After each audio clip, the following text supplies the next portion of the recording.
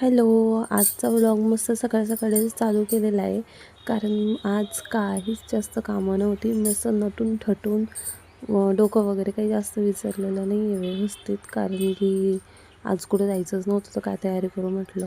So घरात माझ्या रूममध्ये खूप पसारा पडलेला होता माझाच.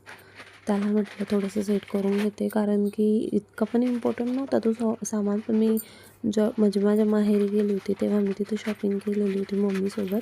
सो तो शॉपिंग केलेला सामान मी नीट व्यवस्थित सेटअप नव्हता केला, तर म्हटलं इम्पॉर्टंट सामान आधी व्यवस्थित ठेवून देते आणि जो रिकामा सामान आहे तो मी व्यवस्थित रचून टाकला, कारण की तो सामान वरतीच पडलेला असतो आणि जो मला सामान लागत राहतो तो समोर असलेला बरा, कारण की सकाळी सकाळी तयारी करून लगेच स्वयंपाक करावा लागतो. सो तो सामान जवळच पाहिजे. आणि मग मस्त म्हटलं चला केस विचारून घेते. आज मला डोकं धुवायचं होतं, पण आम्हाला सुतक असल्यामुळे मी डोकं नाही धुतलं.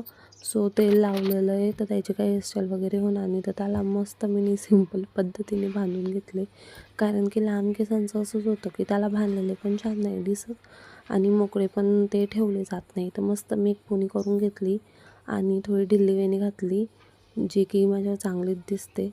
तर स्वतःला अशात बघून सुंदर समजून मी जेवायला बसली. आज माझ्या सासूबाईंनी स्वयंपाक केलेला होता, मुंगाची डाळ आणि पोळ्या. मग त्यानंतर मी गच्चीवरून कपडे काढून आणले, त्यांची मस्त घड्या केल्या.